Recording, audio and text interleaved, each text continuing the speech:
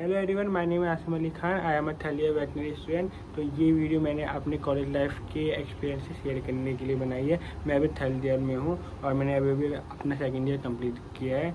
मुझे उम्मीद है कि आपको मेरे एक्सपीरियंसेस जान के मज़ा आएगा और आपको कॉलेज लाइफ की इंटरेस्टिंग चीज़ें पता चलेगी, खासकर वेटनरी कॉलेज के बारे में। So here I begin.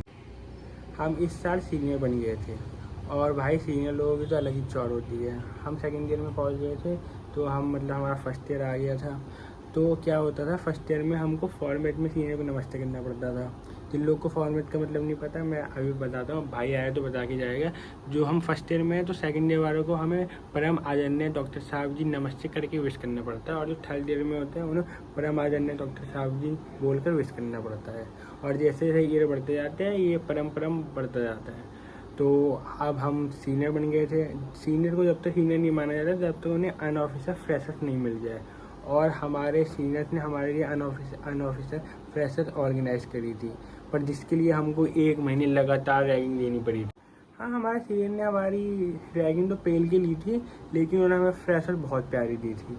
और हाँ, सबसे मेन बात, इस फ्रेशर्स में हर सेकेंड ईयर को एक पार्टनर लेके आना था, जिसके कारण इतने सारे कलेश हुए हमारे कॉलेज में, जिसके बारे में मैं आपको कभी बाद में बताऊंगा। तो हाँ, हमको फ्रेशर्स मिल गई और हम सीनियर ऑफिशियली बन गए।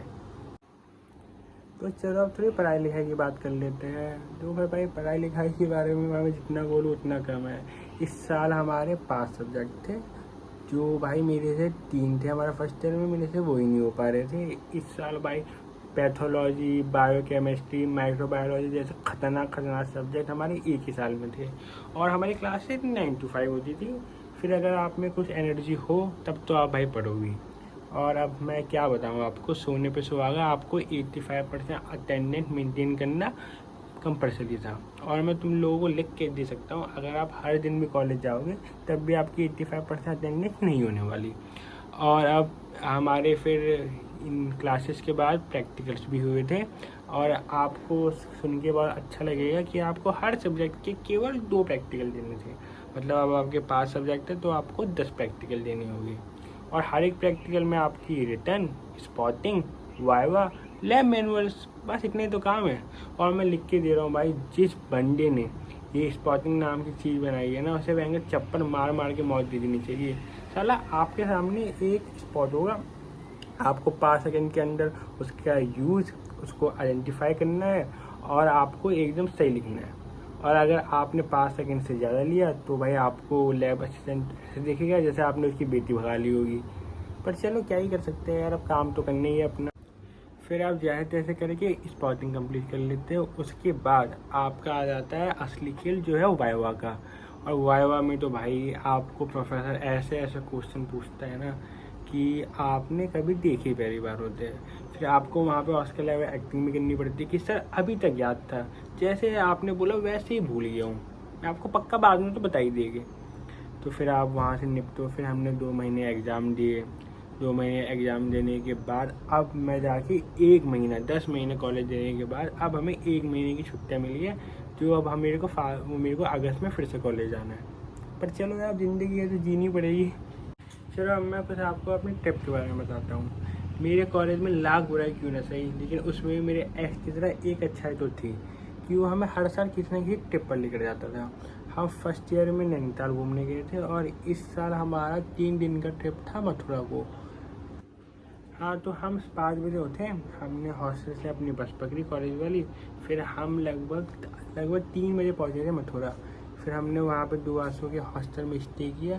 फिर हम शाम को निकल गए ICR के इंस्टीट्यूट देखने, जिसका नाम है CIRG। CIRG की ट्रिप में हमें बहुत मज़ा आया। वो काफ़ी इन्फॉर्मेटिव ट्रिप था। हमें डिफरेंट ब्रीड ऑफ गोल्स के बारे में वहाँ बहुत जानने को मिला। उसके बाद हमने फिर लफंगा बना करना चालू कर दिया, और हम पूरे इंस्टीट्यूट में यहाँ से वहाँ दौड़ रहे थे। वहाँ के स्टूडेंट के साथ हमने इंटरेक्ट करा, जिससे हमें बहुत मज़ा आया। उसके बाद हम वापस अपने हॉस्टल आ गए, क्योंकि हमें अगले दिन वृंदावन निकलना था। वृंदावन हम फिर से बस में पहुँचे। फिर 1 आध घंटे के ट्रिप के बाद हम वृंदावन पहुँच गए थे। वहाँ हमारे बैच के कुछ लोग मंदिर घूमने लगे, और कुछ लोग अपना वृंदावन मार्केट प्लेस एक्सप्लोर करने लगे, जैसे कि मैं हो गया। मुझे वहाँ बहुत मज़ा आया। हमने वहाँ पे लस्सी पी, हमने वृंदावन का पेठा खाया, जो शायद वहाँ का बहुत पॉपुलर पेठा है। फिर लफंगा बना करते करते शाम हो गई। फिर हमको 7 बजे समथिंग हमको बस में वापस पहुंचना था, क्योंकि हमारे अगले दिन की भी ट्रिप थी। फिर हम 7 बजे तक हमने सबको इकट्ठा करा और हम अपने हॉस्टल वापस पहुंच गए।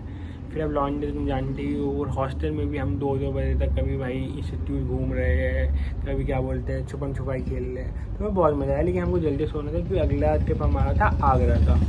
तो फिर तीसरा दिन हमारा स्टार्ट हुआ। ये हमारा तीसरा और आखिरी दिन था ट्रिप का। तो हम आज दुनिया की सबसे खूबसूरत इमारत ताजमहल को देखने जाना था। तो हम अपने बस में इकट्ठा हुए। फिर हमारी बस लगभग 2-3 घंटे में आगरा फोर्ट पहुंची।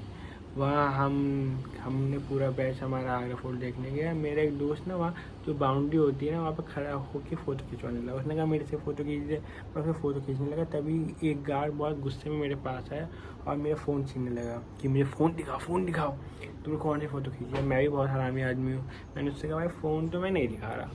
फिर क्या हुआ, उसने 2-3 गार्ड को और बुलाया और वो तीनों मेरे को अंदर लेके चले गए फोर्ट के। तो मेरा दोस्त मेरे पीछे पीछे भागा और पूरी की पूरी क्लास मुझे अरेस्ट होते हुए देख रही थी। तो फिर मैं गया, मेरे दोस्त और फिर मैंने गार्ड को बताया कि सर ऐसी बात है। मतलब मेरे दोस्त ने कहा कि उसकी गलती हो गई है। फिर एक आध मिनट हमने उससे माफ़ी मांगी, फिर उसने हमको छोड़ दिया। फिर मैं निकला वहाँ फोर्ट से बाहर और पूरी क्लास मेरे ताले बजा रही हो, जैसे मैंने कौन सा भारी काम कर दिया हो। एक आध मिनट तो मुझे भी सेलिब्रिटी वाली फीलिंग है, लेकिन हमने वो सारी बातें छोड़ी। फिर हम आगरा फोर्ट देखने चले गए। लगभग हमने 1-8 घंटे वहाँ घूमे। काफ़ी अच्छा फोर्ट बना हुआ था वैसे उनका, पर मुझे ज़्यादा मज़ा आया नहीं वहाँ पर। फिर हम वापस अपने बस में गए। फिर हमारा अगले स्टॉप था फतेहपुर सीकरी। तो उसके बाद हम फतेहपुर सीकरी गए, जो एक बेहद ही खूबसूरत जगह है। हम वहाँ पर गए। मुझे इतना पता था कि उसे अकबर ने फाउंड करा था, क्योंकि वहाँ पे अकबर ने दुआ मांगी थी कि उसको जब बच्चा नहीं हो रहा था कि उसे बच्चा हो जाए, और उसके बाद ही शायद सलीम उनके घर पैदा हुए थे। इतना मुझे पता था। वहाँ जाने के बाद बहुत सारे सेलर्स हमारे क्लास की लड़कियों के पीछे पड़ गए कि आप उनसे कुछ ना कुछ खरीद लो। उनके पास बैंगल्स वगैरह और पायल्स थी शायद। जो और कमाल की बात है, वो हर लड़की को अलग रेट बता रहे थे ताकि उनके सामान महंगे से महंगे बिक जाए। वहाँ एक फ़ोटोग्राफर भी मेरे पीछे पड़ गया कि आप मेरे से फ़ोटो खिंचवा लीजिए।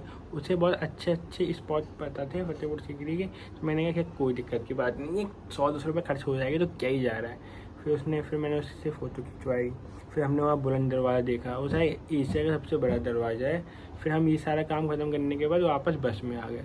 फिर हम बस से हम लगभग 1 घंटा हमने और ट्रैवल करा होगा। फिर हम ताजमहल के पास एक बस स्पॉट में रुक गए, क्योंकि हमें ताजमहल वहाँ से पैदल ही जाना था। हमें बस स्पॉट से लगभग 5-10 मिनट पैदल चलना पड़ता है, क्योंकि वहाँ एक टिकट काउंटर होता है, आपको पहले वहाँ से टोकन लेना पड़ता है। फिर हमने वहाँ से टोकन लिया, वो हमारे सीआर ने पे वगैरह कर दिया था हमारे फंड वगैरह से। फिर हम गए वहाँ पे, हम 5-10 मिनट चले। फिर सामने हमारा ताजमहल था, और मैंने ताजमहल वैसे काफ़ी बार फोटोग्राफ में देखा था, लेकिन सही बता रहा हूँ असली ज़िंदगी में वो बेहद ज़्यादा खूबसूरत है। ताजमहल ने मुमताज़ बेगम के लिए बनाया था ताजमहल, प्यार में। यार मैं तो अपने प्यार में भाई नाखून तक नहीं करता हूँ, लेकिन होता है यार कुछ लोगों का प्यार तो भाई बहुत बड़ी चीज़ है। फिर हमने वहाँ बहुत घूमा, हमने बहुत फ़ोटो खिंचवाया, बहुत रील्स बनाए। फिर 1-8 घंटे वहाँ लफंगा बना करने के बाद हमें वापस जाना था। तो फिर हम वापस जाने लग गए। वहाँ मैंने टिकट काउंटर में देखा कि भाई मेरे पास टोकन है ही नहीं, शायद मेरे से कहीं गिर उड़ गया होगा। मैंने सारी पॉकेट अपनी छान मारी, लेकिन कहीं नहीं था। फिर मैंने पूछा वहाँ सिक्योरिटी गार्ड से कि क्या हो सकता है। उसने कहा भाई 100 रुपये लगेगा। एज इट इज इंडिया है भाई, करप्शन तो हर जगह है। फिर मैंने उसको 100 रुपये दिए। हम फिर वहाँ से निकले। फिर कमाल की बात है, उस टाइम पे कोई जुलूस निकल रहा था ताजमहल के आसपास ना, और क्या बोलते हैं, हमें वहाँ पर 1 घंटा हो गया पैदल चलते चलते, हम अपने बस स्पॉट तक पहुँच ही नहीं पा रहे हैं। और कमाल की बात है, मैंने कुर्ता पैजामा पहना था, तो मैंने जूती पहन रखी थी नीचे। तो भाई मेरे पैर में बहुत दर्द हो रहा था, तो मैंने जूती निकाली। मैंने कहा जो होगा देखा जाएगा, अपने चलेंगे नंगे पैर। तो फिर 1 घंटा पैदल चलने के बाद हम बस स्पॉट पे आखिरकार पहुँच ही गए। फिर हमने बस ली वापस अपने हॉस्टल। हम वहाँ जाके हमने बहुत ज़्यादा अय्याशी करी, क्योंकि वहाँ हमारा प्लान यही था कि हम जैसे वापस आएंगे, हमने डीजे, खाने, केटरिंग वगैरह सबका इंतज़ाम कर रखा था। हम रात भर नाचे और फिर हम 4-5 बजे सो गए। फिर हम 10 बजे उठे। फिर हमारा अपनी बस 2-3 घंटे हमने ट्रैवल करा और हम वापस अपने हॉस्टल ले आए। फिर हम हॉस्टल आने के बाद हम सब बहुत थक चुके थे, तो हम सब लगभग 1-8 दिन तो हमने ना क्लासेस गए, हम आराम से हॉस्टल में हमने चिल करा। तो ये दिन मेरे कॉलेज लाइफ के बेस्ट 3 दिन थे अभी तक के। मुझे उम्मीद है कि आपको मेरे एक्सपीरियंस से सुन के थोड़ा सा तो इंटरेस्ट आया ही होगा। पर यार देखो, मेरे को तो बोलने में मज़ा आया ही है, मुझे उम्मीद है कि आपको भी मज़ा आया होगा। तो अगर आपको कोई भी क्वेश्चन हो कॉलेज लाइफ से रिलेटेड, खासकर वेटनरी कॉलेज लाइफ से रिलेटेड, और कोई भी डाउट हो तो आप मेरे से कमेंट सेक्शन में पूछ सकते हैं। आप मेरी और वीडियो भी चेकआउट करें। मैं आपको मिलता हूँ कभी और दूसरी वीडियो में। चलो बाय, सायोनारा, मिलते हैं अगली बार।